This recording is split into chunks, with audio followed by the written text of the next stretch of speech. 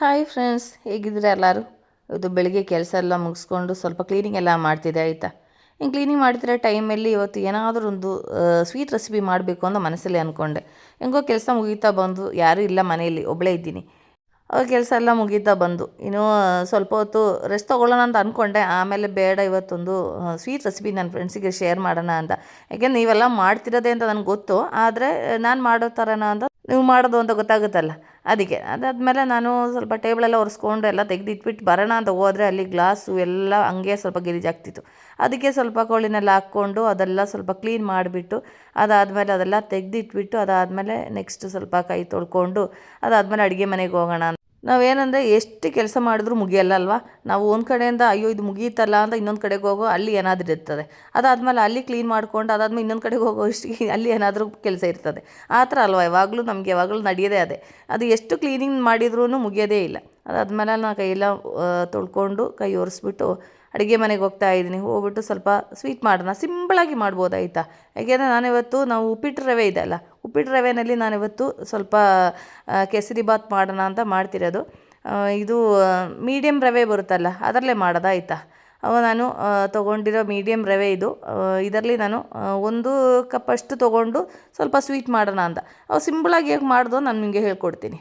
ಅದಕ್ಕಾಗಿ ನಾನು ಪಾನ್ ಬಿಸಿಯಾಗ್ಲಿಕ್ಕೆ ಇಟ್ಟಿದ್ದೀನಿ. ಇದರಲ್ಲಿ ನಾನು 3 ಟೀ ಸ್ಪೂನು ತುಪ್ಪ ಹಾಕ್ತಾಯಿದ್ದೀನಿ. ತುಪ್ಪ ನಿಮಗೆ ಸ್ವಲ್ಪ ಜಾಸ್ತಿ ಬೇಕು ಅಂದರೆ ಹಾಕ್ಕೋಬೋದಾಯ್ತಾ. ನಾನು ಈಗ 3 ಟೀ ಸ್ಪೂನ್ ಹಾಕ್ತಿರೋದು, ಒಂದು ಅಳತೆಗೆ ನಾನು ತೊಗೊಂಡಿರೋದು 3 ಟೀ ಸ್ಪೂನು. ಇನ್ನು ಸ್ವಲ್ಪ ತುಪ್ಪ ಜಾಸ್ತಿ ಬೇಕಾದರೆ ಹಾಕ್ಕೊಳ್ಳಿ, ಟೇಸ್ಟ್ ಚೆನ್ನಾಗಿರುತ್ತೆ. ಅದಾದಮೇಲೆ ಇದ್ರ ಜೊತೆಯಲ್ಲಿ ನಾನು ಸ್ವಲ್ಪ ಎಣ್ಣೆ ಮಿಕ್ಸ್ ಮಾಡ್ತಾಯಿದ್ದೀನಿ. ನೀವು ಎಣ್ಣೆ ಮಿಕ್ಸ್ ಮಾಡ್ತೀರಾ ಏನೋ ಅಂತ ಗೊತ್ತಿಲ್ಲ, ಅದೇ ಅಳತೆಯಲ್ಲಿ ನಾನು 3 ಟೀ ಸ್ಪೂನು ಎಣ್ಣೆನೂ ಹಾಕಿದ್ದೀನಿ. ಅದೇ ನಾವು ರಿಫೈನ್ಡ್ ಆಯಿಲ್ ಬರುತ್ತಲ್ಲ, ಗಟ್ಟಿ ಇರೋದು ಎಣ್ಣೆ ಹಾಕಬಾರ್ದು, ಸ್ವಲ್ಪ ತೆಳುವಾಗಿರುವಂಥ ಎಣ್ಣೆ ಹಾಕಬೇಕು. ಅದಾದಮೇಲೆ ಆ ತುಪ್ಪ ಎಣ್ಣೆ ಬಿಸಿಯಾಗಿರೋದು ನಾನು ಇನ್ನೊಂದು ಪಾತ್ರೆಗೆ ಅದ್ರದ್ದು ಅರ್ಧ ಭಾಗ ನಾನು ಸಪ್ರೇಟ್ ಮಾಡ್ಕೊತಾ ಇದ್ದೀನಿ. ಒಂದು 3-4 ಟೀ ಸ್ಪೂನಷ್ಟು ನಾನು ತೆಗೆದಿದ್ದೀನಿ. ಅದಾದಮೇಲೆ ಇದರಲ್ಲಿ ನಾನು ಸ್ವಲ್ಪ ಗೋಡಂಬಿನೂ ಒಣಗಿರೋ ದ್ರಾಕ್ಷಿ ಹಾಕ್ಕೊತಾ ಇದ್ದೀನಿ. ಇನ್ನು ಇದಿಷ್ಟು ಚೆನ್ನಾಗಿ ಫ್ರೈ ಮಾಡ್ಕೋಬೇಕು. ಮತ್ತು ಇನ್ನೊಂದು ವಿಷಯ ಏನಂದರೆ, ನಾನು ಇದು ಫುಲ್ ಲೋ ಫ್ಲೇಮಲ್ಲಿ ಇಟ್ಬಿಟ್ಟೆ ಇದು ಪೂರ್ತಿ ನಾನು ಮಾಡೋದಾಯ್ತಾ. ಯಾಕೆಂದರೆ ಕೇಸರಿ ಮಾಡೋದು ಅಂದರೆ ಒಂದು ಪೇಷನ್ಸಲ್ಲೇ ಮಾಡಬೇಕು. ಅದಾದಮೇಲೆ ನಾನು ಈ ಒಂದು ಗ್ಲಾಸಿಗೆ ನಾನು 1 ಗ್ಲಾಸು ರವೆ ತೊಗೊಂಡಿದ್ದೀನಿ. ಇನ್ನು ಇದು ಲೋ ಫ್ಲೇಮಲ್ಲಿ ಇಟ್ಬಿಟ್ಟು ಇದು ಚೆನ್ನಾಗಿ ಹುರ್ಕೋಬೇಕು. ಇದು ರವೆ ಬೇಗ ಉರಿಲಿ ಅಂತ ಹೇಳ್ಬಿಟ್ಟು ಫ್ಲೇಮ್ ಜಾಸ್ತಿ ಮಾಡಿಬಿಟ್ಟು ಮಾಡಬೇಡಿ. ಅದು ಒಂದು ಲೋ ಫ್ಲೇಮಲ್ಲಿ ಇಟ್ಬಿಟ್ಟು ನಾನೀಗ ತೋರಿಸ್ತಾ ಇರೋ ಥರ ಇದೇ ಥರ ಮಿಕ್ಸ್ ಮಾಡ್ಕೊಳ್ಳಿ ಆಯಿತಾ. ಇದೇ ಥರ ಮಿಕ್ಸ್ ಮಾಡಿಬಿಟ್ಟು ಚೆನ್ನಾಗಿ ಫ್ರೈ ಆಗಬೇಕು. ನೋಡಿ, ಈಗ ನಾನೊಂದು 5 ನಿಮಿಷ ಅಷ್ಟು ನಾನು ಇದು ಫ್ರೈ ಮಾಡ್ಕೊಂಡಿದ್ದೀನಿ. ನೋಡಿ, ಒಂಥರ ಊದ್ಕೊಂಡಿರೋ ಥರ ಆಗಿದೆ, ರವೆ ಚೆನ್ನಾಗಿ ಫ್ರೈ ಆಗಿದೆ. ಇನ್ನು ನಮಗೆ ಇದರಲ್ಲಿ ಜೊತೆಯಲ್ಲಿ ನಾನು ಅದೇ ಅಳತೆಯಲ್ಲಿ 1 ಗ್ಲಾಸು ಸಕ್ಕರೆ ತೊಗೊಂಡಿದ್ದೀನಿ. ಇನ್ನು ಇದ್ರ ಜೊತೆಯಲ್ಲಿ ಇದು ಚೆನ್ನಾಗಿ ಮಿಕ್ಸ್ ಮಾಡ್ಕೋಬೇಕು. ಇದು ಚೆನ್ನಾಗಿ ಮಿಕ್ಸ್ ಮಾಡಿದ ನಂತರ ಇದ್ರ ಜೊತೆಯಲ್ಲಿ 1 ಪಿಂಚಷ್ಟು ಉಪ್ಪು ಹಾಕಬೇಕು. ನಾನು ಉಪ್ಪು ಹಾಕಿದ್ದೀನಿ, ಆದರೆ ವೀಡಿಯೋದಲ್ಲಿ ಬರಲಿಲ್ಲ ಆಯಿತಾ. ನಮ್ಮ ಕೈಗೆ 1 ಪಿಂಚು, ಜಾಸ್ತಿ ಹಾಕಬೇಡಿ, ಯಾಕೆಂದರೆ ಆ ಸ್ವೀಟ್ ಒಂದು ಬ್ಯಾಲೆನ್ಸ್ ಮಾಡಲಿಕ್ಕೆ ಆಯಿತಾ. ಅದಷ್ಟು ಹಾಕ್ಬಿಟ್ಟು ಇದು ಚೆನ್ನಾಗಿ ಒಂದು ಸರಿ ಮಿಕ್ಸ್ ಮಾಡ್ಕೋಬೇಕು. ಮಿಕ್ಸ್ ಮಾಡಿದ ನಂತರ ಇದರಲ್ಲಿ ಏನು ಮಾಡಬೇಕಂದ್ರೆ, ಇದರಲ್ಲಿ ಕುದೀತಾ ಇರೋ ನೀರು ಹಾಕಬೇಕು. ನಾನು ಇಲ್ಲಿ ನೀರು ಕುದಿಯೋಕ್ಕೆ ಇಟ್ಟಿದ್ದೀನಿ. ಇಲ್ಲಿ ನೀರು ಕುದೀತಾ ಇದೆ. ಅಲ್ಲಿ ನೀರು ಕುದೀತಿರೋ ಟೈಮಲ್ಲಿ ಇದ್ರ ಜೊತೆಯಲ್ಲಿ ಸ್ವಲ್ಪ ಕಲರ್ ಹಾಕಬೇಕು. ಕೇಸರಿ ಕಲರ್ ನಾನು ತೊಗೊಂಡಿರೋದು. ನಿಮ್ಮ ಹತ್ರ ಕೇಸರಿ ಹೂವು ಇದೆ ಅಂದರೆ ಅದು ಹೂವು ಒಂದು ಅರ್ಧ ಗಂಟೆ ಬಿಸಿ ನೀರಲ್ಲಿ ಇಟ್ಬಿಟ್ಟು ಇದು ಸೇರಿಸಿದ್ರೆ ಆಯಿತು.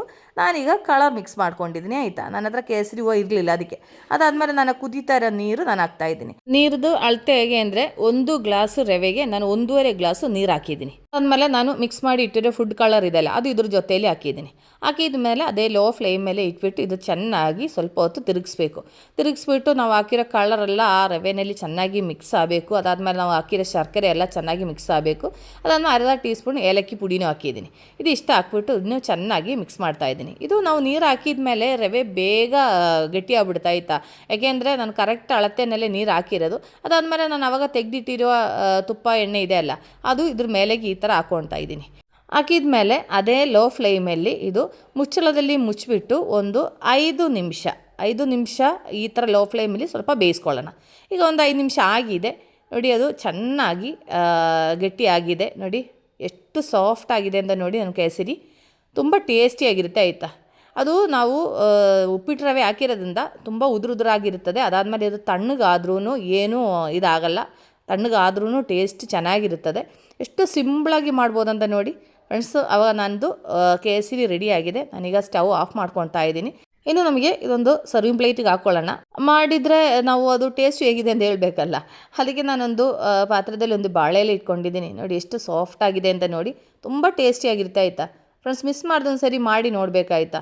ಸಿಂಪಳಾಗಿ ಮಾಡ್ಬೋದು, ಜಾಸ್ತಿ ಐಟಮ್ ಏನು ಬೇಕಾಗಿಲ್ಲ, ಸಿಂಪಳಾಗಿ ಮಾಡ್ಬೋದು ಆಯಿತಾ. ಅವು ನಮಗಿದು ತಿಂದು ನೋಡೋಣ ಹೇಗಿದೆ ಅಂತ ನೋಡೋಣ. ನಿಮಗೆ ಶರ್ಕರೆ ಬೇಕಾದರೆ ಒಂಚೂರು ಸ್ವೀಟ್ ಜಾಸ್ತಿ ಬೇಕಾಗಿರೋರು ಸ್ವಲ್ಪ ಜಾಸ್ತಿ ಹಾಕ್ಕೊಳ್ಳಿ ಆಯಿತಾ. ನಾನು ಆ ಕರೆಕ್ಟ್ ಅಳತೆಗೆ ಹಾಕ್ಕೊಂಡಿದ್ದೀನಿ. ನಿಮಗೆ ಸ್ವಲ್ಪ ಸ್ವೀಟ್ ಜಾಸ್ತಿ ಬೇಕಾದರೆ ಜಾಸ್ತಿ ಹಾಕ್ಕೊಳ್ಳಿ. ನಾನಿದು ಸ್ವಲ್ಪ ತಿಂದ್ಬಿಟ್ಟು ಸ್ವೀಟ್ ಹೇಗಿದೆ ಅಂತ ಹೇಳ್ತೀನಿ ಆಯಿತಾ. ತುಂಬ ಸೂಪರಾಗಿದೆ ಆಯಿತಾ ಕೇಸರಿ. ನಾನು ಯಾವಾಗಲೂ ಸ್ವೀಟ್ ಜಾಸ್ತಿ ತಿನ್ನಲ್ಲ, ಆದರೂ ನನಗೆ ಇದು ತುಂಬ ಇಷ್ಟ ಆಯಿತು. ಅದ್ರದ್ದು ಸ್ವೀಟ್ ಎಲ್ಲ ಕರೆಕ್ಟಾಗಿದೆ. ಸ್ವೀಟು ಜಾಸ್ತಿನೂ ಇಲ್ಲ, ಕಮ್ಮಿನೂ ಇಲ್ಲ ಆಯಿತಾ. ಕರೆಕ್ಟಾಗಿದೆ ನನಗೆ. ಯಾಕೆಂದರೆ ಓವರ್ ಸ್ವೀಟ್ ಆದರೆ ನನಗೆ ಇಷ್ಟ ಆಗಲ್ಲ. ಫ್ರೆಂಡ್ಸ್, ನಾನು ನಿಮ್ಮ ಜೊತೆ ಶೇರ್ ಮಾಡಿರೋ ಈ ಸ್ವೀಟ್ ರೆಸಿಪಿ ನಿಮ್ಗೆ ಇಷ್ಟ ಆಯಿತು ಅಂತ ಅಂದ್ಕೊಳ್ತೀವಿ. ನಾವು ನೆಕ್ಸ್ಟ್ ಹೊಸ ವೀಡಿಯೋಗೆ ಸಿಗೋ ತನಕ ಟೇಕ್ ಕೇರ್, ಬಾಯ್.